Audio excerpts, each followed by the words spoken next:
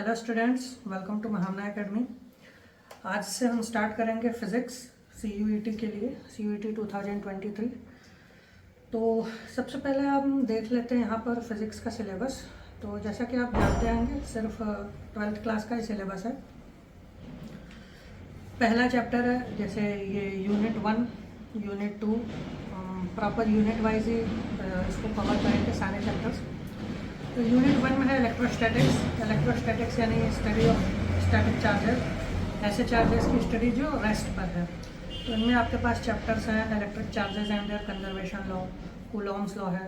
उसके बाद दो चार्जेस के बीच में फोर्सेस, दो या दो से ज़्यादा चार्जेस के बीच में forces, superposition principle, continuous charge distribution. Continuous charge distribution यानी हम जो नॉर्मली जो हम फोर्सेस पढ़ेंगे वो पॉइंट चार्जेस के बीच में पढ़ेंगे, लेकिन रियलिटी में पॉइंट चार्जेस तो एग्जिस्ट करते नहीं हैं। तो हम मतलब एक बॉडी के कारण, एक मैसिव ऑब्जेक्ट के कारण फोर्सेस पढ़ेंगे, उसको बोलते हैं कंटिन्यूअस चार्ज डिस्ट्रीब्यूशन। इसके बारे में डिटेल में देखेंगे आगे। फिर इसमें है electric field due two by point charges. फिर इलेक्ट्रिक फील्ड लाइंस क्या होती हैं, डायपोल क्या होता है, डायपोल के कारण इलेक्ट्रिक फील्ड क्या होती है, डायपोल पे अगर इलेक्ट्रिक फील्ड लग रही है, उस पर फोर्स लग रहा है तो डायपोल रोटेट करेगा, और अगर कभी भी फोर्स के कारण रोटेशन होता है तो वहाँ पे एक टॉर्क आता है। तो डायपोल पर इलेक्ट्रिक फील्ड में जो टॉर्क होगा वो कितना होगा।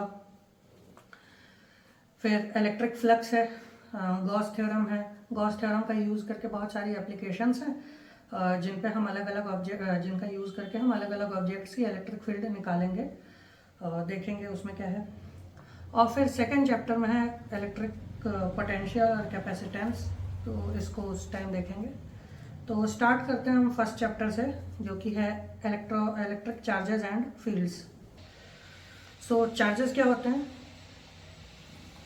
चार्जेस है एक्सेस और डेफिशिएंसी ऑफ इलेक्ट्रॉन्स। ठीक है, ये बात ध्यान रखिएगा कि इलेक्ट्रॉन्स का ही एक्सेस या डेफिशिएंसी चार्ज क्रिएट करेगी।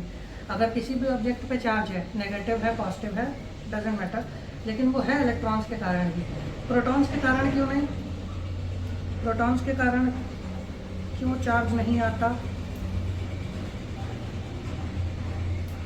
प्रोटॉन्स के कारण चार्ज इसलिए नहीं आता क्योंकि प्रोटॉन न्यूक्लियस के बहुत करीब होता है, और आपने पढ़ा होगा 11th क्लास में स्ट्रॉन्ग न्यूक्लियर फोर्सेस, वो फंडामेंटल फोर्सेस में सबसे ज़्यादा स्ट्रॉन्गेस्ट फोर्स होता है नेचर का। तो उसको बाहर निकालने के लिए हमें कंपैरेटिवली बहुत हाई एनर्जी चाहिए, वो बाहर नहीं आ सकता चार्ज ट्रांसफ़र करने के लिए। और इलेक्ट्रॉन्स आपको पता है आउटर शेल्स में होते हैं, न्यूक्लियस से दूर होता है। तो इलेक्ट्रॉन्स नॉर्मल एनर्जी पे, रूम टेम्परेचर पे ही बाहर आ सकता है। ठीक है, तो इसीलिए बस ये सिंपल सा रीज़न है कि सारा चार्ज ट्रांसफ़र इलेक्ट्रॉन्स ही करता है। पॉजिटिव चार्ज है तो इलेक्ट्रॉन कम हुआ होगा, नेगेटिव चार्ज है तो इलेक्ट्रॉन उस बॉडी पे बढ़ा होगा। ठीक है, तो यहाँ पे आप देख सकते हैं electric charge is a fundamental property. और इलेक्ट्रिक चार्ज से होता क्या है कि ऑब्जेक्ट्स में इलेक्ट्रिक फोर्सेस काम करने लगते हैं। तो हम ऐसे भी डिफाइन कर सकते हैं कि इलेक्ट्रिक चार्ज वो प्रॉपर्टी है जिसके कारण जो ऑब्जेक्ट्स हैं उनमें इलेक्ट्रोस्टैटिक अट्रैक्शन या इलेक्ट्रोस्टैटिक रिपल्शन आ जाएगा। अट्रैक्शन और रिपल्शन। और यहाँ पे आपको पता ही होगा कि जो लाइक चार्जेस होते हैं, सेम चार्जेस एक दूसरे को रिपेल करते हैं, और अपोजिट चार्जेस अट्रैक्ट करते हैं। ठीक है, अगर नेगेटिव होंगे तो वो एक दूसरे को रिपेल करेंगे, अगर पॉजिटिव होंगे तो एक दूसरे को रिपेल करेंगे। एक पॉजिटिव होगा और एक नेगेटिव होगा तो अट्रैक्ट करेगा। तो ये याद रखिएगा, लाइक चार्जेस, सेम चार्जेस होंगे, दोनों पॉजिटिव है रिपेल करेंगे, दोनों नेगेटिव है रिपेल करेंगे, और अगर अपोजिट है तो अट्रैक्ट करेंगे, मतलब एक पॉजिटिव हो और दूसरा कोई भी नेगेटिव हो। ये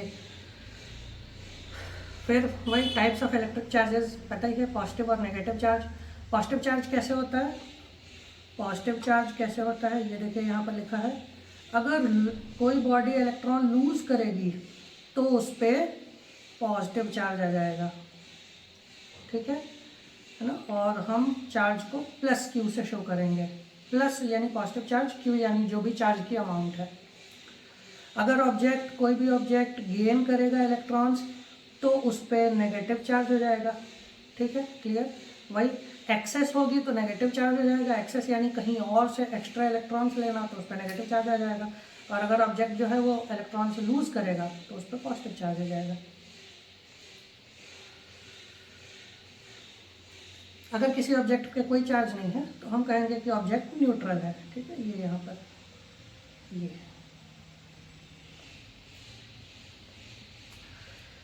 ओके।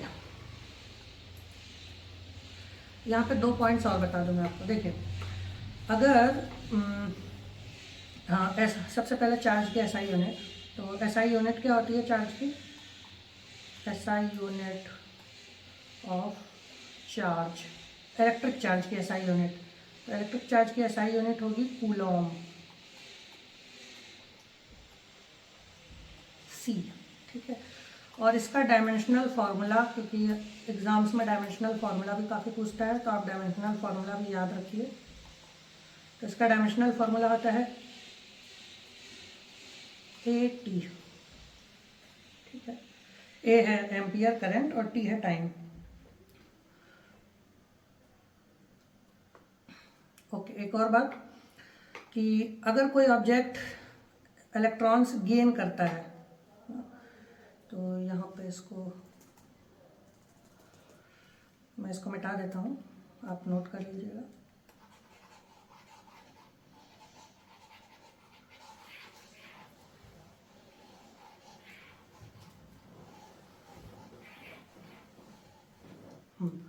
तो अगर कोई ऑब्जेक्ट इलेक्ट्रॉन्स गेन करेगा, गेन्स इलेक्ट्रॉन्स, तो उस पर नेगेटिव चार्ज आएगा और साथ ही साथ उसका जो मास है वो बढ़ जाएगा। बहुत ही नेग्लिजिबल अमाउंट में बढ़ेगा, हम नेग्लेक्ट कर सकते हैं लेकिन बढ़ेगा। ठीक है, ये बात ध्यान रखिएगा। और सेम रिवर्स अपोजिट होता है, अगर लूज करेगा इलेक्ट्रॉन तो उस पर पॉजिटिव चार्ज आएगा और उसका जो मास है वो डिक्रीज हो जाएगा। ठीक है, सिंपल सी बात है, अगर इलेक्ट्रॉन गेन कर रहा है तो उसमें कुछ पार्टिकल्स एक्स्ट्रा आ रहे हैं तो उसका मास बढ़ जाना चाहिए, सिंपल। और अगर इलेक्ट्रॉन लूज कर रहा है तो उसके कुछ पार्टिकल्स निकल गए हैं, इलेक्ट्रॉन्स का बहुत कम होता है लेकिन मास तो होता है, तो यानी वो मास लूज करेगा। ठीक है, इस पर भी कई दफ़ा मतलब क्वेश्चंस आता है। नेक्स्ट देखते हैं चार्जेस की इलेक्ट्रिकल प्रॉपर्टीज। पहली प्रॉपर्टी है चार्ज की कि चार्जेस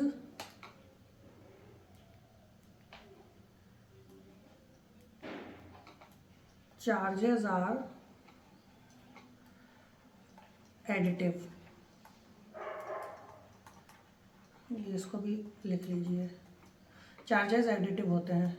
एडिटिव होते हैं in the sense, normal simple algebra के रूल से हम चार्जेस को ऐड कर सकते हैं, मतलब वही जो नेगेटिव और पॉजिटिव की रूल है। फॉर एग्जांपल जैसे आपके पास है, आपने कहा 5 कूलम चार्ज और आप उसमें ऐड कर रहे हैं -7 कूलम चार्ज। तो अलजेब्रा के रूल के हिसाब से अगर ये प्लस और ये माइनस है तो ये ओवरऑल माइनस ही हो जाएगा, 5C - 7C, 7 कूलम। तो टोटल कितना चार्ज हुआ? -2 कूलम। ठीक है, तो वही सिंपल अलजेब्रा के रूल से चार्जेस ऐड या सब्ट्रैक्ट किए जा सकते हैं, इसीलिए हम चार्जेस एडिटिव होते हैं। सेकंड प्रॉपर्टी है आपकी ये अट्रैक्शन और रिपल्शन। ठीक है, लाइक चार्जेस एक दूसरे को रिपेल करते हैं, है ना, पॉजिटिव और पॉजिटिव रिपेल करेंगे और अनलाइक चार्जेस जो अपोजिट चार्जेस हैं वो अट्रैक्ट करेंगे। ठीक है, इसको भी ध्यान रखिएगा, पॉजिटिव और पॉजिटिव रिपेल करेंगे एक दूसरे को, नेगेटिव और नेगेटिव चार्ज भी एक दूसरे को रिपेल करेंगे, मतलब वही सेम चार्जेस होंगे। और अगर अपोजिट चार्जेस हैं, एक पॉजिटिव है और एक नेगेटिव है, अगर एक पॉजिटिव है और एक नेगेटिव है तो ये एक दूसरे को अट्रैक्ट करेंगे। ठीक है, तो इस डायग्राम से आप ध्यान रख सकते हैं इसको। नेक्स्ट है इलेक्ट्रिकल इंडक्शन। चार्जेस में ये प्रॉपर्टी होती है कि जब आप किसी चार्ज ऑब्जेक्ट को किसी अनचार्ज ऑब्जेक्ट के पास लेके जाते हैं तो जो दूसरा वाला अनचार्ज ऑब्जेक्ट है उस पर चार्ज आ जाता है, और ये चार्ज अपोजिट नेचर का होता है। मतलब ये यहाँ पे डायग्राम से आप देख सकते हैं, इसमें ये एक चार्ज रॉड है, पॉजिटिवली चार्ज रॉड है। इसको हम इसके पास लेके गए थे। ये ए, जो ए ऑब्जेक्ट है, ये शुरू में अनचार्ज था, इनिशियली अनचार्ज था ये, और जब हम इसको लेके गए तो ये नेगेटिवली चार्ज हो गया ना, ये ए ऑब्जेक्ट ए, अब ये नेगेटिवली चार्ज हो गया। और ये देखिए फाइनली जब हमने रॉड को हटा दिया इस पर, तब भी इस पर नेगेटिवली चार्ज है ना। तो ये होता है इंडक्शन। और इंडक्शन में एक और चीज़ होती है, इंडक्शन में फिजिकल कांटेक्ट से चार्जिंग नहीं होती। जैसे कि आप ये देख सकते हैं, इन दोनों ऑब्जेक्ट्स के बीच में ए और बी, ये दोनों कांटेक्ट में हैं इसलिए चार्ज हुए हैं। लेकिन ये चार्जिंग बाय कंडक्शन है। ए और बी के बीच में जो हो रहा है वो कंडक्शन किससे चार्जिंग है, और इस रॉड और इस ब्लॉक ए के बीच में जो चार्जिंग है वो इंडक्शन की चार्जिंग है। ठीक है, इसमें कोई फिजिकल कांटेक्ट नहीं होता, ये ध्यान रखिएगा। तो इंडक्शन में दो चीज़ें आप ध्यान रखिएगा, कोई फिजिकल कांटेक्ट नहीं होता, और दूसरी बात अपोजिट चार्ज ही ट्रांसफर होता है हमेशा।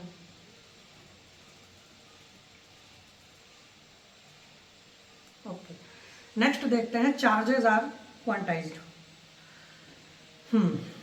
चार्ज क्वांटाइज्ड होता है, इसका मतलब कि चार्ज जो है वो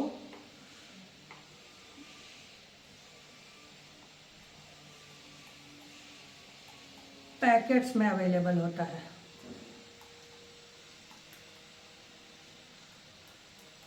पैकेट्स में अवेलेबल होता है। पैकेट्स में अवेलेबल होता है कैसे?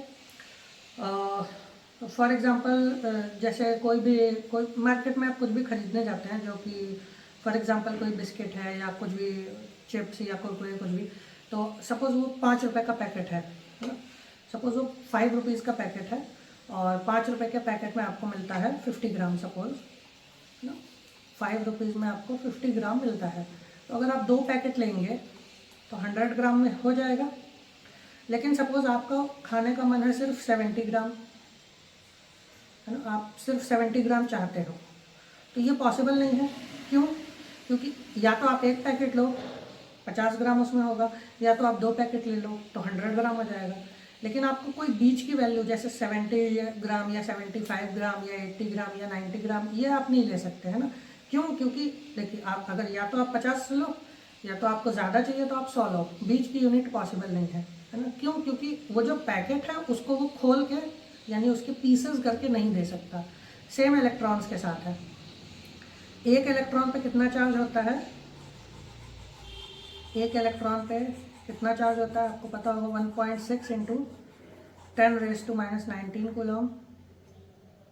ठीक है, ये एक इलेक्ट्रॉन पे 1.6 इंटू 10⁻⁻19 कूलम होता है, नेगेटिव चार्ज। ठीक है, नेगेटिव होना चाहिए, तो -1.6 इंटू 10⁻⁻19 कूलम। अब अगर एक इलेक्ट्रॉन पे इतना चार्ज है, 1 इलेक्ट्रॉन पे 1.6 इंटू 10⁻⁻19 कूलम, 2 इलेक्ट्रॉन पे कितना होगा, 3.2 इंटू 10⁻⁻19 कूलम। 3 इलेक्ट्रॉन पे कितना होगा, सपोज 4.8 इंटू 10⁻⁻19 कूलम। ठीक है, तो अब देखो, अगर आप एक इलेक्ट्रॉन ट्रांसफ़र करते हैं, तो आप देंगे 1.6 इंटू 10⁻⁻19 कूलम ऑफ चार्ज। अगर 2 इलेक्ट्रॉन्स का ट्रांसमिशन करते हैं तो आप 3.2 देंगे, 3 इलेक्ट्रॉन्स में 4.8 देंगे। अगर आप चाहें भी तो 4 इंटू सपोज 4.0 इंटू 10⁻⁻19 कूलम का चार्ज ट्रांसफ़र नहीं कर सकते ना। क्यों? क्योंकि 2 इलेक्ट्रॉन्स में आपको 3.2 मिलेगा और 3 इलेक्ट्रॉन्स में आपको 4.8 मिलेगा। तो या तो 3.2 से मतलब 3.2 लो या 4.8 लो, बीच की कोई वैल्यू पॉसिबल नहीं है। क्यों पॉसिबल नहीं है? क्योंकि वहीं उसी तरह इलेक्ट्रॉन्स के टुकड़े नहीं हो सकते, हम इलेक्ट्रॉन्स के पीसेस नहीं कर सकते। हम इलेक्ट्रॉन्स मतलब अगर एक इलेक्ट्रॉन पे 1.6 है, तो अगर हम चाहें कि 2.4 इंटू 10⁻⁻19 कूलम चार्ज ट्रांसफ़र करें, एक इलेक्ट्रॉन ले लें और एक आधा, तो ये पॉसिबल नहीं है ना। तो इसीलिए आपको दूसरा इलेक्ट्रॉन अगर लेंगे तो वो पूरा ही लेना पड़ेगा, ठीक है। तो क्वांटाइज्ड होने का मतलब है कि सिर्फ फिक्स्ड अमाउंट्स में ही अवेलेबल है। जैसे टेबल्स होती है ना, 12 1 जा 12, 12 2 जा 24, 12 3 जा 36, 12 4 जा 48। तो इस टाइप से इलेक्ट्रॉन्स में कितना चार्ज ट्रांसफ़र होगा वो एक टेबल के अकॉर्डिंग है ना। जैसे 12 की टेबल में बीच की, जैसे 12 है, 24 है, फिर 36 है, तो 12 और 24 के बीच की कोई वैल्यू उसकी टेबल में नहीं आती। सेम इलेक्ट्रॉन्स के जो चार्ज है ये 1.6 इंटू 10⁻⁻19 कूलम, इसकी टेबल में जो चार्ज अमाउंट नहीं है वो ट्रांसफरेबल नहीं है, ठीक है। इसकी टेबल में ये चार्ज अमाउंट नहीं है, इसका मतलब फॉर एग्जांपल, जैसे इस पर हम क्वेश्चंस भी करेंगे, यहाँ पे आप एग्जांपल से देखिए। तो ये 2 एग्जांपल्स लेके मैं आपको बता देता हूँ।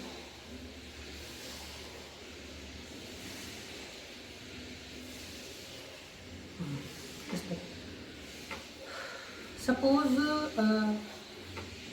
सपोज सवाल है कि is 6.4 into 10⁻⁻18 coulomb charge transferable.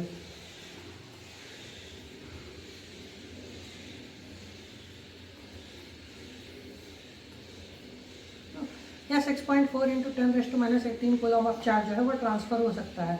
Transfer हो सकता है इन द सेंस कि मतलब अगर हम, क्योंकि चार्ज इलेक्ट्रॉन्स ही लेके जाएंगे, तो क्या इतने इलेक्ट्रॉन्स हैं जो 6.4 इंटू 10⁻⁻18 कूलम चार्ज ट्रांसफ़र कर सकें।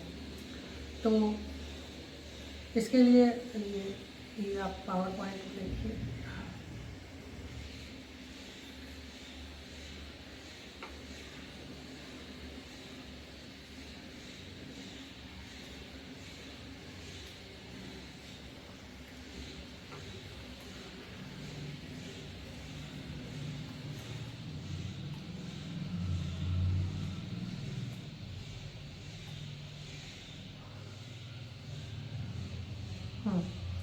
ये एक फॉर्मूला है, ये Q इक्वल टू NE है ना। मतलब जो जितना भी चार्ज ट्रांसफ़र होना है वो हमेशा इलेक्ट्रॉन्स के इंटीग्रल मल्टीपल्स में ही पॉसिबल है, इलेक्ट्रॉन्स के इंटीग्रल मल्टीपल्स, ठीक है। तो अब देखते हैं ये क्वेश्चन। तो यहाँ पे हमें चार्ज दिया हुआ है 6.4 इंटू 10⁻⁻18 कूलम। हमें E पता है हमेशा 1.6 इंटू 10⁻⁻19 कूलम होगा।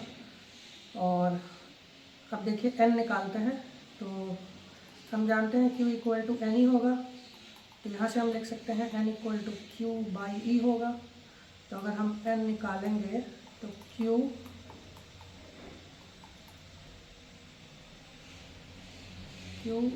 बाई E, तो कितना आ जाएगा, अगर आप इसको सॉल्व करेंगे तो ये आ जाएगा 40।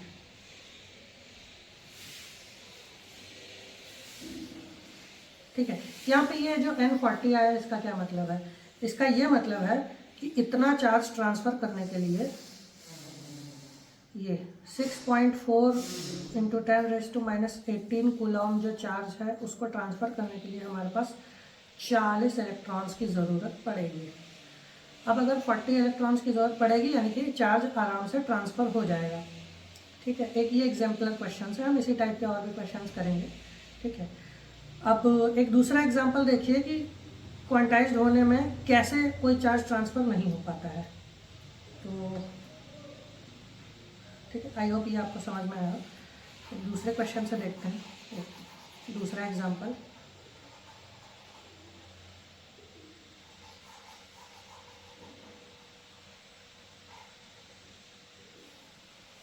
ये सेम रहेगा क्वेश्चन, बस अब हम चेंज कर देते हैं कि सपोज हमें कितना चाहिए, 4.0 इंटू 10⁻⁻17 कूलम। सपोज क्वेश्चन ये है कि 4.0 इंटू 10⁻⁻17 कूलम चार्ज ट्रांसफरेबल है या नहीं। तो आप सिमिलरली उसी तरीके से सॉल्व करेंगे। तो हम जानते हैं n equal to q e है। जब भी ये क्वेश्चन आए कि इतना चार्ज ट्रांसफरेबल है या नहीं, तो आप n निकालोगे। तो यहाँ पे n फाइंड करते हैं। तो q दिया है 4.0 10⁻⁻17 और e दिया है 1.6 10⁻⁻19। तो इसको सॉल्व करेंगे तो ये आएगा 40/16 इंटू 10⁻, ये 19 ऊपर जाएगा तो ये बचेगा 10⁻2 है ना, बाय लॉ ऑफ एक्सपोनेंट्स। तो ये हो जाएगा, एक काम करते हैं इसको 3 कर लेते हैं।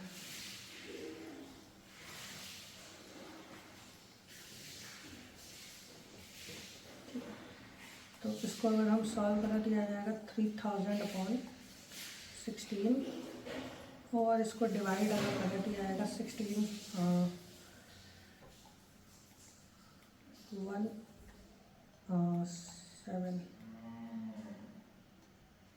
187.5।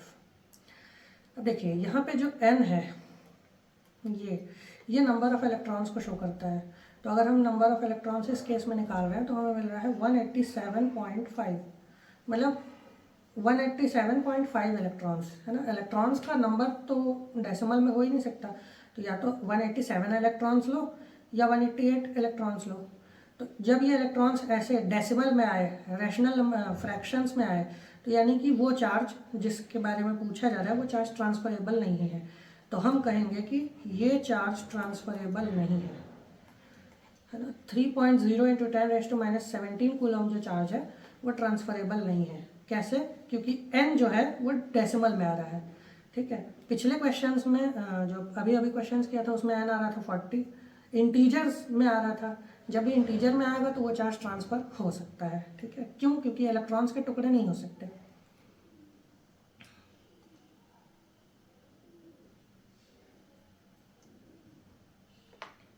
ठीक है, तो ये क्वेश्चन आप ध्यान रखिएगा, ये मेथड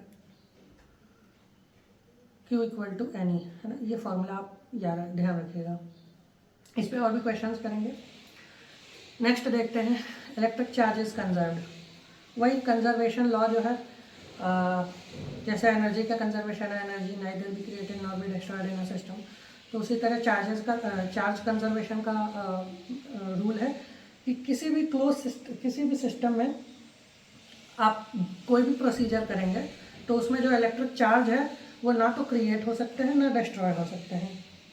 उतने ही चार्जेस रहेंगे हमेशा उस पूरे प्रोसीजर की हर स्टेट में, उस पूरे सिस्टम में उतने ही चार्जेस रहेंगे जितने शुरू में थे।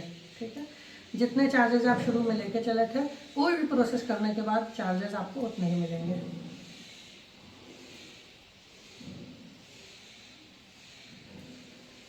नेक्स्ट देखते हैं कंडक्टर्स और इंसुलेटर्स क्या होते हैं।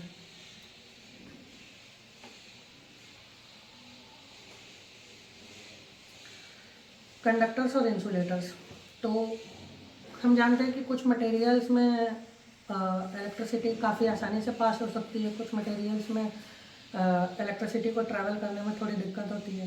तो जिन मटेरियल्स में इलेक्ट्रिसिटी आराम से पास हो सकती है उनको हम कहते हैं कंडक्टर्स।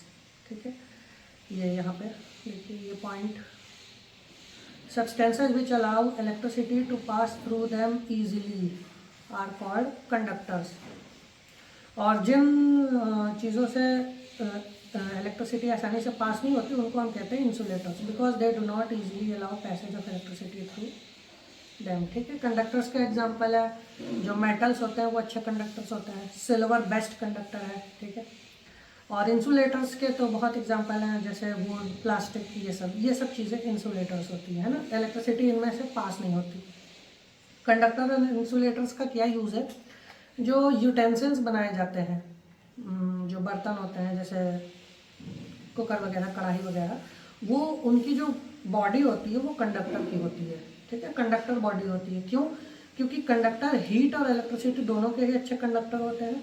तो क्योंकि जैसे आप कोई भी यूटेंसिल को स्टोव पे रखते हैं तो जो आग है स्टोव की जो वो फ्लेम है वो तो उसके एक ही पार्ट पे लग रही है, लेकिन वो गर्म सब जगह हो जाता है ना, कंडक्टर है क्योंकि उसके पास जो भी एनर्जी आती है, चाहे वो हीट के फॉर्म में आए, चाहे इलेक्ट्रिकल एनर्जी के फॉर्म में आए, चार्जेस के फॉर्म में आए, वो अपनी पूरी बॉडी पे यूनिफॉर्मली डिस्ट्रीब्यूट कर देता है। ठीक है। और इंसुलेटर्स आपने देखा होगा, जो हैंडल्स होते हैं चीज़ों के, वो जनरली प्लास्टिक के बने होते हैं या बेकेलाइट के बने होते हैं ना, क्योंकि वो इंसुलेटर होता है, वो इलेक्ट्रिसिटी को पास नहीं होने देगा, तो उससे शॉक नहीं लगेगा। ठीक है, तो ये ध्यान रखिएगा, कंडक्टर्स और इंसुलेटर्स।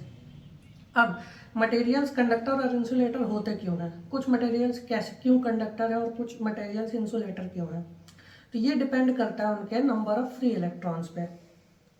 कंडक्टर्स में हम सेमी कंडक्टर्स वाले चैप्टर में पढ़ेंगे अभी, उसमें एक एनर्जी बैंड गैप की थ्योरी है। तो अभी के लिए आप इतना काफ़ी है कि जो कंडक्टर्स होते हैं वो लो एनर्जी पर ही एक्साइट होते हैं। मतलब जो कंडक्टर्स के जो इलेक्ट्रॉन्स हैं वो कमी एनर्जी पे एक्साइट हो जाते हैं। जब वो कमी एनर्जी पे एक्साइट हो जाते हैं तो उनसे इलेक्ट्रिसिटी आसानी से पास हो जाती है ना, नॉर्मल रूम टेम्परेचर पर ही वो इलेक्ट्रिसिटी को पास करते हैं। और जो इंसुलेटर्स होते हैं,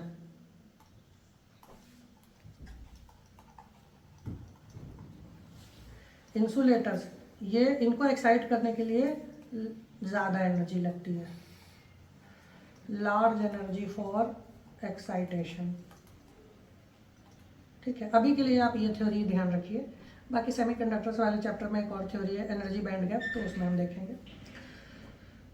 तो कंडक्टर्स के जो इलेक्ट्रॉन्स हैं उनको रिलीज करने के लिए उनकी शेल से, वो उसके एटम से रिलीज होगा तभी उसकी बॉडी में फ्लो कर पाएगा, और फ्लो करेगा तभी इलेक्ट्रिसिटी कंडक्ट करेगा।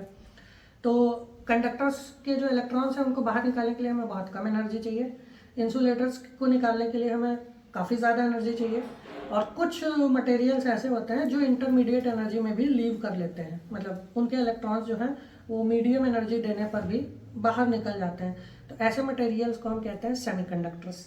ठीक है, सेमीकंडक्टर्स में थोड़ी बहुत एनर्जी देने पर जो उसके इलेक्ट्रॉन्स हैं वो फ्लो करने लगते हैं। तो इसको भी देखेंगे, सेमीकंडक्टर डिटेल में है चैप्टर में। नेक्स्ट है ये चार्जिंग बाय इंडक्शन। तो इसका मैंने बताया कि फर्स्टली बिना फिजिकल कांटेक्ट के होगा। तो इंडक्शन में आप ये दो चीज़ें बहुत ध्यान रखिएगा कि ये कांटेक्ट लेस चार्जिंग है, कांटेक्ट लेस चार्जिंग है, और दूसरी बात ये कि इसमें अपोजिट चार्ज ही ट्रांसफर होते हैं।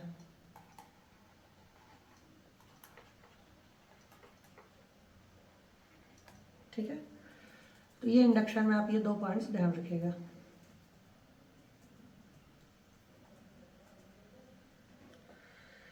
ओके, नेक्स्ट देखते हैं जो मोस्ट इंपॉर्टेंट टॉपिक है इस चैप्टर का, कूलॉम्स लॉ।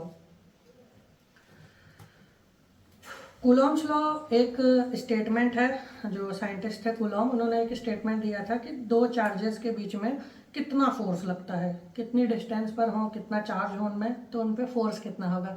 जैसे कि न्यूटन की ग्रेविटेशन की लॉ है, दो ऑब्जेक्ट्स के बीच, कोई भी दो मैसिव ऑब्जेक्ट्स के बीच में जिनमें मास होगा उनमें ग्रेविटेशन लगेगा।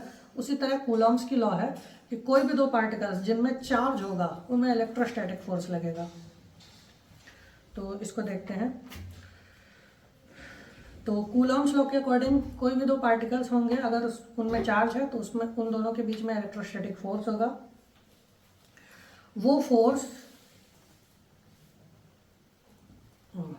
ये यहाँ पे देखिए, तो अगर स्टेटमेंट पूछा जाए तो स्टेटमेंट ये है कि जो फोर्स होगा कूलॉम्स लॉ के अकॉर्डिंग, जो इलेक्ट्रोस्टैटिक फोर्स होगा वो डायरेक्टली प्रोपोर्शनल होता है दोनों ऑब्जेक्ट्स के चार्ज के प्रोडक्ट के। इन दोनों ऑब्जेक्ट्स के चार्ज का जो प्रोडक्ट है वो जितना ज़्यादा होगा उतना ज़्यादा उन दोनों के बीच में फोर्स लगेगा, और इनवर्सली प्रोपोर्शनल होता है उन दोनों के बीच में डिस्टेंस के स्क्वायर के।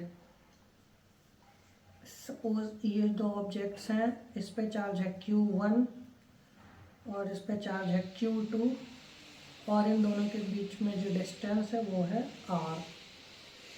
ठीक है, तो ये ध्यान रखिएगा, चार्ज के प्रोडक्ट के डायरेक्टली प्रोपोर्शनल और चार्जेस के बीच में जो डिस्टेंस है उसके स्क्वायर के इन्वर्सली प्रोपोर्शनल। ठीक है। फिर एक और पॉइंट यहाँ पे ये इंपॉर्टेंट है, it is directed along the line joining the two particles, है ना। जो इसका फोर्स है वो ये जो इन दोनों को ज्वाइन कर रही है, ये इमेजनरी लाइन जो इन दोनों को ज्वाइन कर रही है, इसी लाइन के अलोंग होगा। मतलब इसका इस पार्टिकल का फोर्स जो ए है और बी है, तो जो ए से बी मतलब ए का जो बी पर फोर्स है वो इधर या इधर ये सब नहीं होता, है ना। वो हमेशा इसी लाइन में होगा, चाहे इसके अपोजिट हो चाहे इसको अट्रैक्ट करता हुआ हो। अब अगर ये दोनों चार्जेस सेम हैं तब ये सिंबल रहेगा, यानी इसको अपोज करेगा और ये भी इसको अपोज करेगा, है ना। अगर ये दोनों सेम चार्जेस हैं तब एक दूसरे को अपोज करेंगे, क्योंकि हमें पता है लाइक चार्जेस रिपेल करते हैं। अगर ये चार्जेस अपोजिट हों, लेट्स से कि सपोज मतलब अगर ये दोनों पॉजिटिव हैं तो अपोज करेंगे, है ना। उसी तरह अगर ये नेगेटिव होंगे तब भी अपोज करेंगे। सपोज ये पॉजिटिव है और हमारा ये वाला चार्ज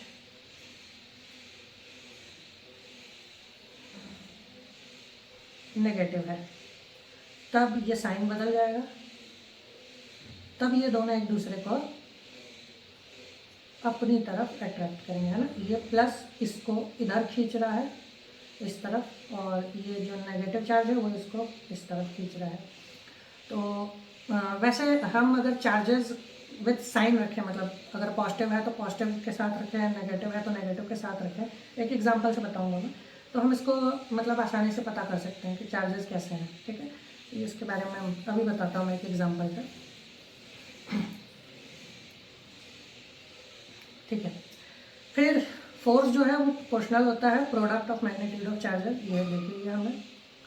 और एक यहाँ पे ये पॉइंट जो है, ठीक है, ये अगर चार्जेस अपोजिट साइन के हैं तो फोर्स अट्रैक्टिव होगा, और अगर चार्जेस सेम साइन के हैं तो फोर्स रिपल्सिव होगा। ठीक है, यहाँ पे देखते हैं।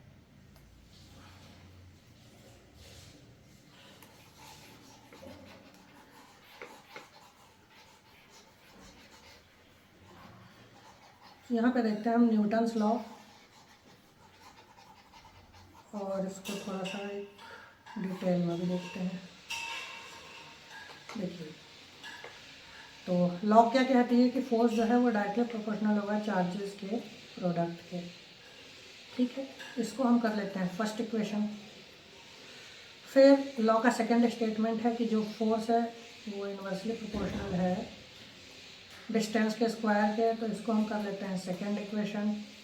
ठीक, फ्रॉम 1 and 2 अगर हम दोनों इक्वेशंस को कंबाइन करके लिखना चाहें तो हम लिखेंगे F directly proportional to Q1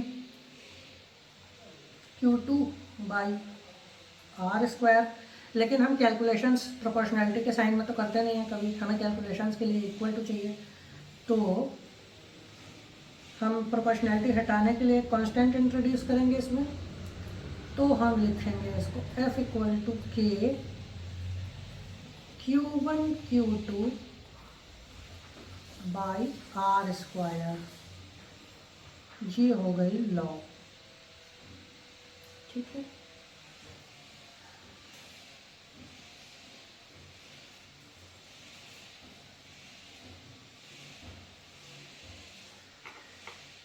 ठीक है। यहाँ पर K जो है इसको कहते हैं proportionality constant,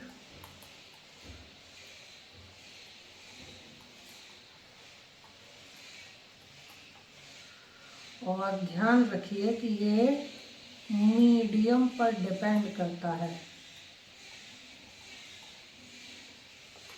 depends on medium. Constant है, एक मीडियम के लिए कांस्टेंट है, अलग अलग मीडियम्स होंगे तो उन पर डिपेंड करेगा, वैरी करेगा मीडियम के साथ। इसकी वैल्यू कितनी होती है, जैसे वहाँ पे जो न्यूटन्स लॉ ऑफ ग्रेविटेशन ध्यान है आपको ये इलेक्ट्रिक फोर्स, ये ग्रेविटेशनल फोर्स, उसका फॉर्मूला क्या था, Gm1m2 बाई आर स्क्वायर, ठीक है, ग्रेविटेशन का फॉर्मूला। तो अगर आप देखो तो बहुत ही क्लोज रिलेशन है, यहाँ पे ये दोनों Q1 Q2 चार्जेस है और यहाँ पे ये दोनों M1 M2 मासेस हैं, यहाँ पे डिस्टेंस है, यहाँ पे डिस्टेंस है, यहाँ पे एक कांस्टेंट है इलेक्ट्रोस्टैटिक फोर्स कांस्टेंट, और यहाँ पे था ग्रेविटेशनल फोर्स कांस्टेंट, है ना। तो इस कैपिटल G की वैल्यू 6.67 10⁻11 थी। उसी तरह K की जो वैल्यू है यहाँ पर वो है लगभग 9 × 10⁻9 न्यूटन मीटर स्क्वायर पर कूलॉम स्क्वायर, ठीक है। इसकी डायमेंशंस भी याद रखिएगा, इसके डायमेंशंस आप निकाल सकते हैं, जैसे कि इसको अगर हम यहाँ पे निकालना चाहें, ठीक है, क्योंकि एग्जाम्स में आजकल डायमेंशंस भी पूछता है, तो आप इसके डायमेंशंस भी देख सकते हैं।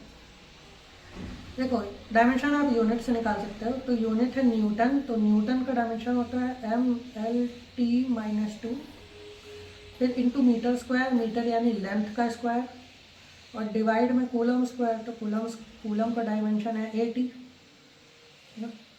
स्क्वायर। तो इसको आप सिंपल करोगे तो ये आएगा ML3 हो जाएगा, A-2 और T हो जाएगा -4। ये डायमेंशंस है K की, है ना। तो इसका हमें डायमेंशनल फॉर्मूला मिल गया,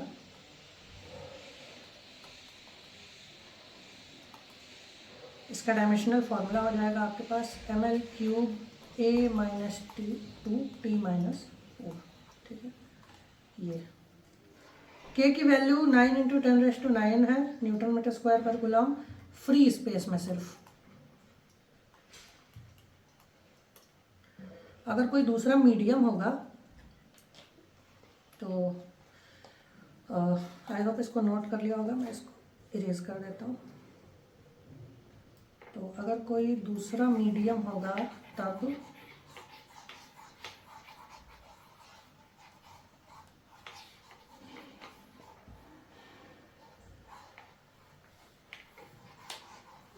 एक और चीज़ देख रहे थे, अच्छा इसमें जो K है आप उसको ऐसे भी लिख सकते हो 1/4πε0, ठीक है।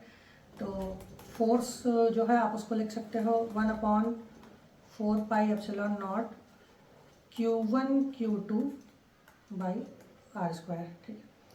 तो आप इसको ऐसे भी लिख सकते हैं। यहाँ पे जो ε0 है वो है permittivity of free space. Free space यानी स्पेस में कुछ भी नहीं है, कोई भी मीडियम नहीं है, या आप कह सकते हैं वैक्यूम। वैक्यूम में परमिटिविटी है ε0, तो और ε0 की वैल्यू होती है 8.85 × 10⁻12 कूलॉम स्क्वायर पर न्यूटन मीटर स्क्वायर, ठीक है। 8.85 10⁻12 ये सिर्फ फ्री स्पेस में परमिटिविटी की वैल्यू है। अगर मीडियम चेंज हुआ तो परमिटिविटी चेंज हो जाएगी, तब आपको फ्री स्पेस की परमिटिविटी नहीं रखनी है, तब आप रखेंगे एब्सोल्यूट परमिटिविटी। यहाँ पे देखते हैं, इसको भी रेज कर देते हैं।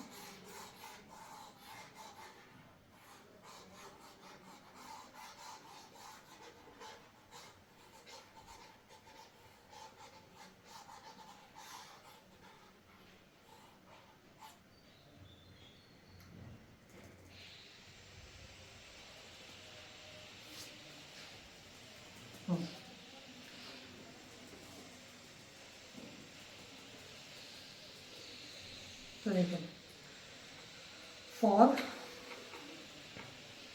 ये वैक्यूम के लिए, ठीक है, ये ध्यान रखिएगा।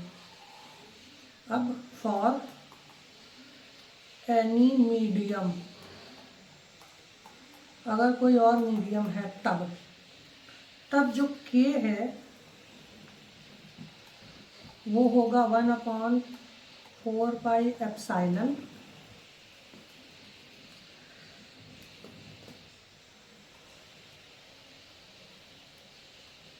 सॉरी, एप्सिलॉन को कहा जाता है एब्सोल्यूट परमिटिविटी,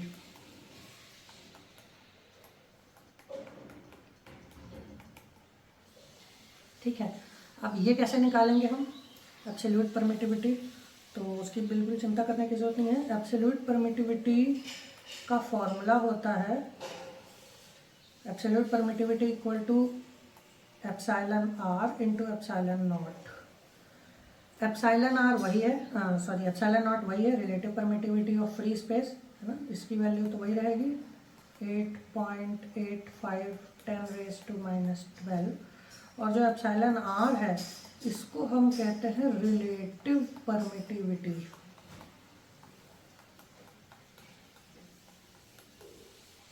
रिलेटिव परमिटिविटी ये किसी मीडियम की होती है, मतलब अलग अलग मीडियम्स की अलग अलग होती है और मीडियम पे डिपेंड करती है। तो एक तो आप ये फॉर्मूला ध्यान रखिए, है ना। इससे क्या मिलेगा, epsilon r into epsilon naught हमें पता ही है, epsilon r into epsilon naught करेंगे तो हमें मिल जाएगा एप्सिलॉन, फिर एप्सिलॉन को यहाँ रखेंगे तब हमें मिलेगा के, और उसके बाद हम फॉर्मूला पुट करेंगे फोर्स निकालने के लिए, F इक्वल टू के Q1 Q2 by r square. ठीक है, ये फॉर्मूला हर जगह नहीं लगाना है आँख बंद करके, आपको देख लेना है कि फ्री स्पेस है या कोई दूसरा मीडियम है। फ्री स्पेस है तब आप बिंदास होकर के की वैल्यू रखिए 9 × 10⁻⁹, है ना, के रखो 9 × 10⁻⁹, Q1 रखो Q2 रखो, डिस्टेंस रखो, स्क्वायर कर दो। हाँ, एक और चीज़ ध्यान रखिएगा, Q1 Q2 या डिस्टेंस रखते टाइम ये सब चीज़ें SI यूनिट्स में होनी चाहिए, है ना। डिस्टेंस को आप मीटर्स में चेंज करना मत भूलिएगा, कूलम्स को आप चार्जेस को आप कूलम में चेंज करना मत भूलिएगा। ठीक है, ये वैक्यूम के लिए। अगर कोई दूसरा मीडियम है तब आप ये डायरेक्टली 9 × 10⁻⁹ नहीं रख सकते। ठीक है, अच्छा, कम हो जाएगा या बढ़ जाएगा, तो एप्सिलॉन आर जो है, मैं ये आपको बता दूं, एक नोट पॉइंट समझ सकते हो इसको। एप्सिलॉन आर जो है वो ग्रेटर देन 1 होता है फॉर ऑल मीडिया। सारे मीडियम के लिए एप्सिलॉन आर 1 से ज़्यादा होता है। अगर एप्सिलॉन आर 1 से ज़्यादा होगा तो, है ना, अगर एप्सिलॉन आर 1 से ज़्यादा होगा तो एप्सिलॉन नॉट से ज़्यादा होगा।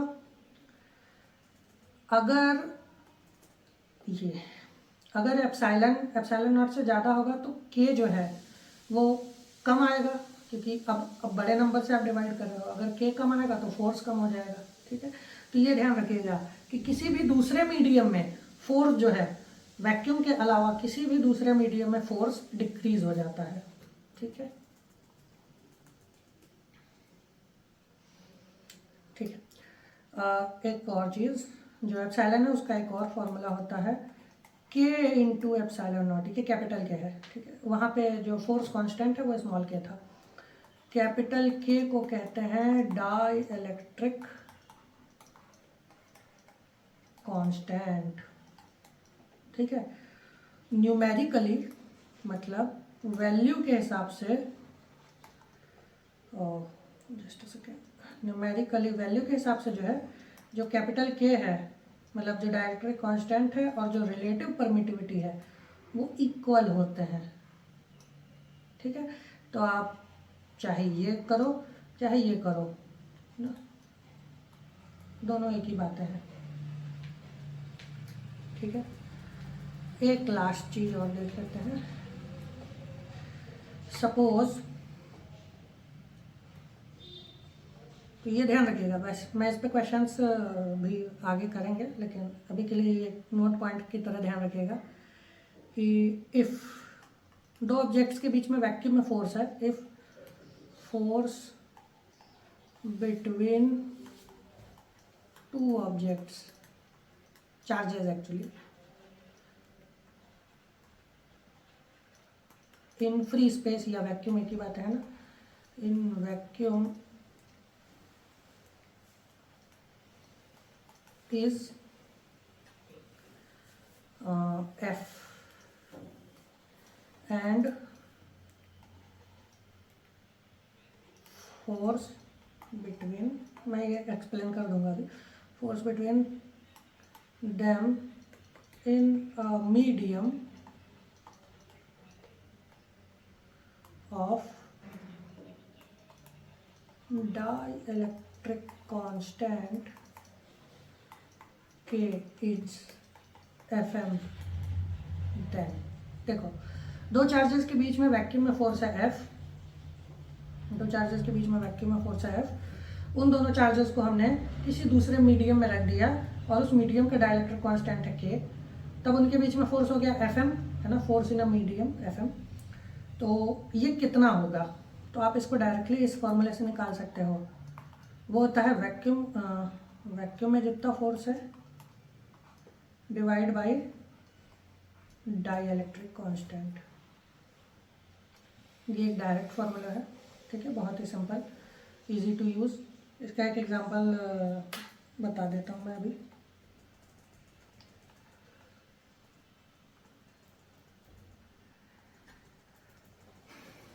ठीक है, तो ये तो हुआ फोर्सेस। तो इसको इरेज करते हैं और देखते हैं, छोटा सा एग्जांपल देख लेते हैं। ये इस टाइप का क्वेश्चन एक आया भी हुआ है किसी कॉम्पिटिटिव एग्जाम में, बहुत ही इजी क्वेश्चन। सपोज क्वेश्चन में दिया था कि force between two objects, two charges, suppose Q1 and Q2 दे देगा, in vacuum is 80 Newton. If the system, फिर उस सिस्टम को यानी दोनों चार्जेस को is placed in a liquid of dielectric constant 80। ठीक है, दो चार्जेस के बीच में Q1 Q2 हैं, उन दोनों चार्जेस के बीच में फोर्स फ्री स्पेस में था 80 न्यूटन जब वो एयर में थे। एयर कहे तो भी फ्री स्पेस ही मानिए, हालांकि एग्जैक्टली फ्री स्पेस नहीं होता, पर आप मान सकते हैं कैलकुलेशंस के लिए। तो अगर उस सिस्टम को हमने किसी लिक्विड में रख दिया जिसका कि डाइलेक्ट्रिक कांस्टेंट 80 है, तो find force between them now. अब उनके बीच में कितना फोर्स है, तो जैसा कि मैंने बताया है ना, बहुत ही सिंपल क्वेश्चन। आपको फोर्स निकालना है जब वो किसी लिक्विड में रखे गए हैं, है ना। तो उसका फॉर्मूला है फ्री स्पेस में force upon dielectric constant. Free space में फोर्स 80 दिया है, डाइलेक्ट्रिक कांस्टेंट भी 80 है, तो 1 न्यूटन। ठीक है, तो ये बहुत ही ईजी क्वेश्चन है। इस टाइप के और भी करेंगे, पर अभी चलते हैं आगे। एक और छोटी सी चीज़ ध्यान रखिए, ये यहाँ पर जो लिखा है मैंने, ये एप्सिलॉन और 1 से बड़ा होता है फॉर ऑल ऑफ मीडिया, ये ठीक है। एक और चीज़ इसमें जोड़ सकते हैं, फॉर वैक्यूम, है ना, वैक्यूम के लिए या कहिए फ्री स्पेस के लिए एप्सिलॉन R 1 होता है या K भी 1 होता है। ठीक है, ये इसको ध्यान रखिएगा। बाकी सारे मीडियम के लिए 1 से ज़्यादा होगा, लेकिन वैक्यूम या फ्री स्पेस के लिए 1 होता है। ठीक है, चलिए,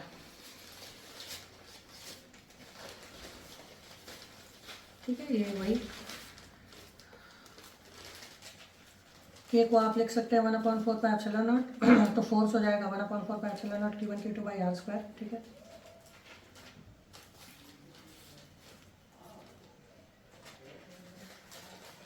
यहाँ पे एक चीज़ और देख लेते हैं इससे,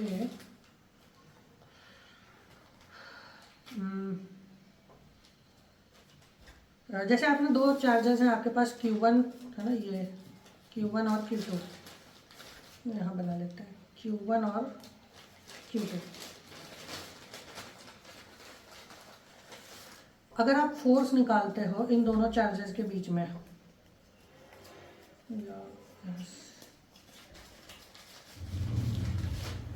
अगर आप फोर्स निकालते हो इन दोनों के बीच में, और आप जो Q1 और Q2 की वैल्यू है उसको आप साइन के साथ रख रहे हैं, अगर पॉजिटिव है तो पॉजिटिव रख रहे हैं, नेगेटिव है तो नेगेटिव साइन के साथ रख रहे हैं।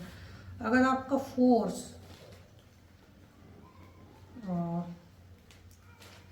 अगर साइन के साथ रखने पे कुछ हो सकता है फोर्स पॉजिटिव आए, हो सकता है नेगेटिव आए, दोनों आ सकता है। तो अगर आपका फोर्स जो है वो नेगेटिव आ रहा है तो इसका मतलब अट्रैक्टिव फोर्स है।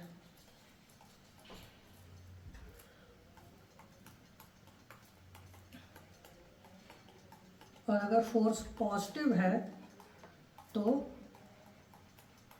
रिपल्सिव फोर्स है। ठीक है, ये याद रखिएगा। कोई बहुत इंपॉर्टेंट पॉइंट नहीं है, आप खुद भी सोच के इसको समझ सकते हैं। ठीक है, फोर्स नेगेटिव कैसे आएगा भाई? अगर आप Q1 और Q2 में से किसी एक को पॉजिटिव और दूसरे को नेगेटिव रखोगे, मतलब अगर Q1 को पॉजिटिव रखा और Q2 को नेगेटिव, तो दोनों मल्टीप्लाई होकर नेगेटिव होंगे। और अगर एक मतलब Q1 पॉजिटिव है और Q2 नेगेटिव, तो अपोजिट चार्जेस हैं, अट्रैक्ट करेंगे, है ना। और अगर इन दोनों को मल्टीप्लाई करोगे तो ये नेगेटिव नंबर आएगा, तो फोर्स नेगेटिव है ना। तो वही नेगेटिव अगर आएगा तो अट्रैक्टिव फोर्स है। और सिमिलरली अगर ये दोनों सेम साइन के हैं, सपोज Q1 भी पॉजिटिव है, Q2 भी पॉजिटिव है, तो फोर्स पॉजिटिव आएगा। और अगर ये दोनों नेगेटिव हैं तो फोर्स, तब भी फोर्स पॉजिटिव आएगा। तो वही, अगर फोर्स पॉजिटिव है तो रिपल्सिव होगा, है ना, क्योंकि पॉजिटिव पॉजिटिव हो या नेगेटिव नेगेटिव हो, एक दूसरे को रिपेल करेंगे।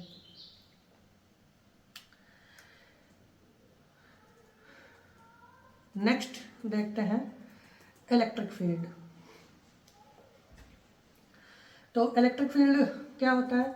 इलेक्ट्रिक फील्ड होता है एक रीजन, है ना, किसी चार्ज के चारों तरफ। जैसे आपके पास कोई चार्ज है, ये इस डायग्राम में देख लेते हैं। अगर आपके पास सपोज ये चार्ज है, ये चार्ज है, अगर इसके आसपास कहीं पर भी कोई चार्ज रखा रहेगा तो इस पर इलेक्ट्रिक फोर्स लगेगा। कितना लगेगा? सपोज इसके पास यहाँ पर कोई चार्ज रखा है Q डैश, Q डैश, तो इस पर फोर्स कितना लगेगा? F equal to k q dash by r square, है ना, ये फोर्स लगेगा इस पर। तो आर यानी कोई भी डिस्टेंस, किसी भी डिस्टेंस पर अगर ये चार्ज Q डैश रखा रहेगा तो इस पर इलेक्ट्रिक फोर्स फील करेगा Q के कारण।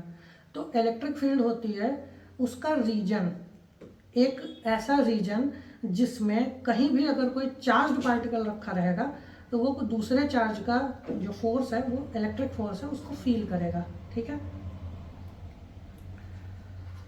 अब ठीक है, तो इलेक्ट्रिक फील्ड इंपॉर्टेंट क्यों है? मतलब ठीक है, फोर्स फील करेगा तो उससे क्या होगा, मतलब ठीक है, ये कोई चार्ज है Q डैश, ये कोई चार्ज है Q डैश और ये कोई चार्ज है Q। ये चार्ज Q डैश कहीं इसके आसपास रखा रहेगा तो इस पे दोनों एक दूसरे पे इलेक्ट्रिक फोर्स लगाएंगे। तो ठीक है, न्यूटन्स लॉ है, तो है, हमें इससे क्या मतलब फ़र्क क्या पड़ेगा? तो फ़र्क इसलिए पड़ेगा क्योंकि जब भी कोई चार्ज जो है वो किसी दूसरे चार्ज की किसी भी दूसरी इलेक्ट्रिक फील्ड में जाएगा तो उसका नेचर चेंज हो जाएगा, है ना, वो डिफरेंटली बिहेव करेगा। मतलब हो सकता है शुरू में रेस्ट पर रहा हो और जब वो किसी दूसरे के इलेक्ट्रिक फील्ड में पहुंच गया तो वो मूव करने लगा, ईस्ट मूव करने लगा, वेस्ट मूव करने लगा, किसी डायरेक्शंस में, है ना, इस टाइप से। तो उसका जो बिहेवियर है वो चेंज होगा। इसलिए अब जब बिहेवियर चेंज होगा तो वो चार्ज मूव करेगा, उस चार्ज में फोर्सेस लगेंगे या उस चार्ज में डिफरेंट टाइप के टॉर्क्स लगेंगे। तो क्योंकि उस चार्ज की कोई प्रॉपर्टी चेंज हो रही है तो इसलिए हमें इलेक्ट्रिक फील्ड पढ़नी ज़रूरी है। ठीक है,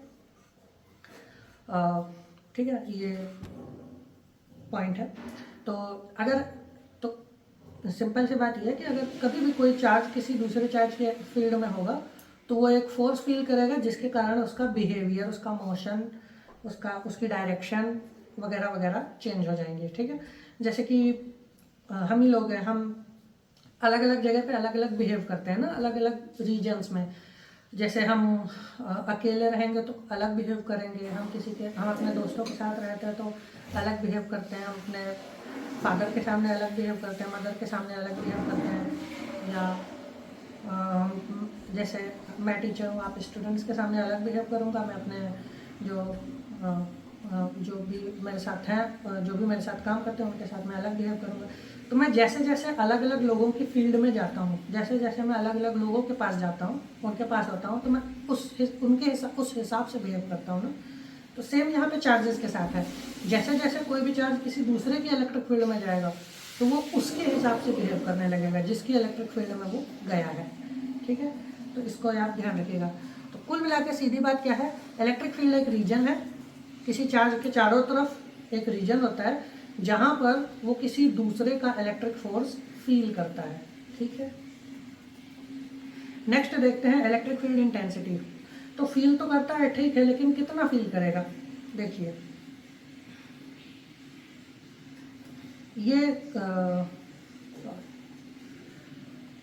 ये कोई चार्ज है Q, ठीक है, यहाँ पे एक चार्ज है Q,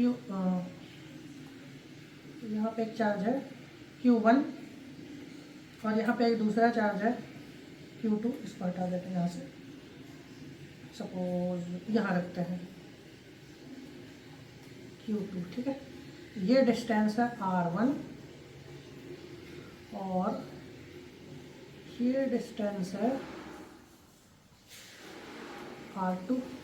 क्लियर, ठीक है, साफ साफ दिख रहा है, साफ साफ दिख रहा है कि जो Q1 है वो R1 के डिस्टेंस पे है और पास में है ना, और जो Q2 है वो Q से दूर है।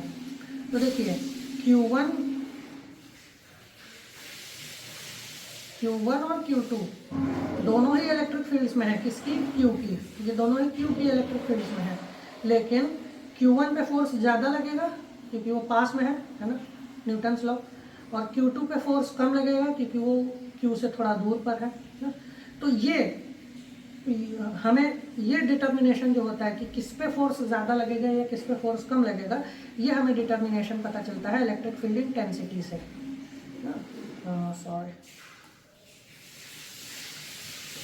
इंटेंसिटी ऑफ इलेक्ट्रिक फील्ड क्या बताती है, इंटेंसिटी ऑफ इलेक्ट्रिक फील्ड ये बताती है कि किसी चार्ज पे कितना फोर्स लगेगा, ज़्यादा लगेगा या कम लगेगा। ठीक है,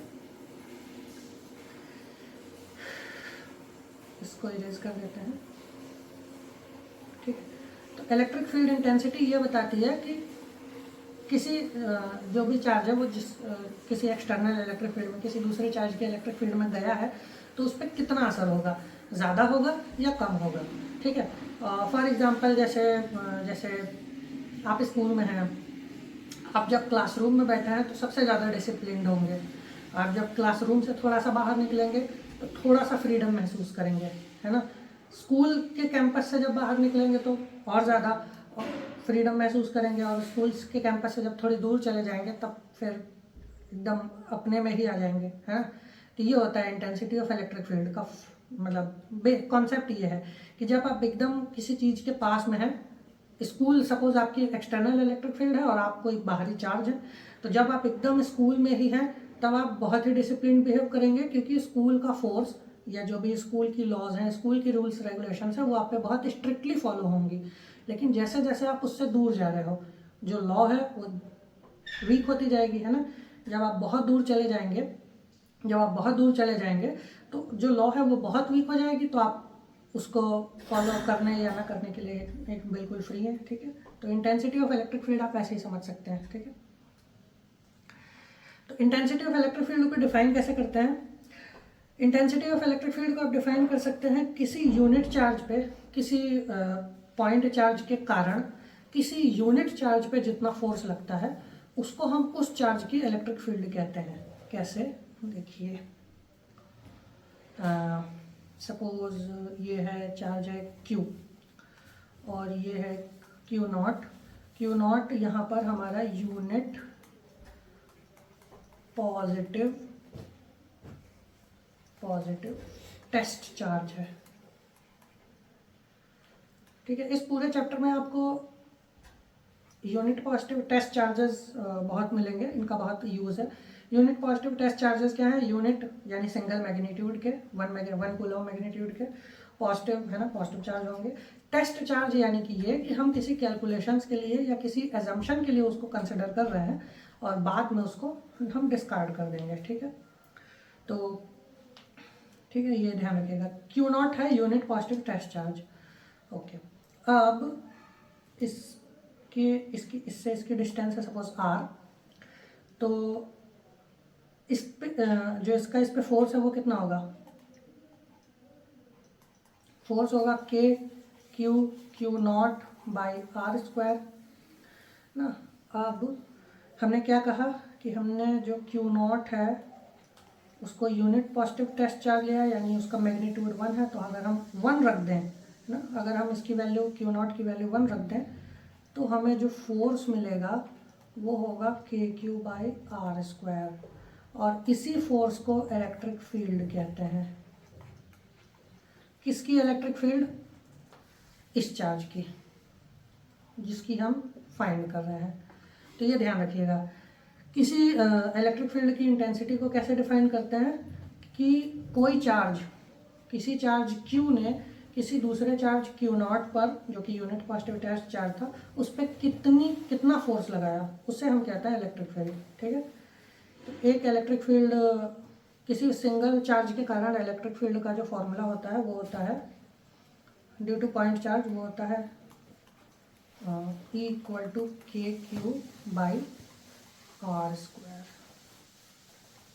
ठीक है। और इलेक्ट्रिक फील्ड जो होगी वो होगी F/Q। एक यहाँ पे डिफरेंस है, जो यहाँ पे Q है वो ये बताता है कि किस चार्ज की इलेक्ट्रिक फील्ड है, और जो ये वाला Q है वो ये बता रहा है कि किस चार्ज पर ये इलेक्ट्रिक फील्ड लग रही है। तो ये दोनों अलग अलग हैं, इनको ध्यान रखिएगा। ठीक है। ठीक है, नेक्स्ट देखते हैं इलेक्ट्रिक फील्ड की SI यूनिट। तो इलेक्ट्रिक फील्ड की SI यूनिट होती है न्यूटन कूलॉम, और यहीं पर इसका डायमेंशनल फार्मूला भी देख लेते हैं। तो इसका डायमेंशनल फार्मूला हो जाएगा कितना, MLT-2। तो इसका डायमेंशनल फार्मूला आपको जो मिल जाएगा MLT-3A-1। ठीक है।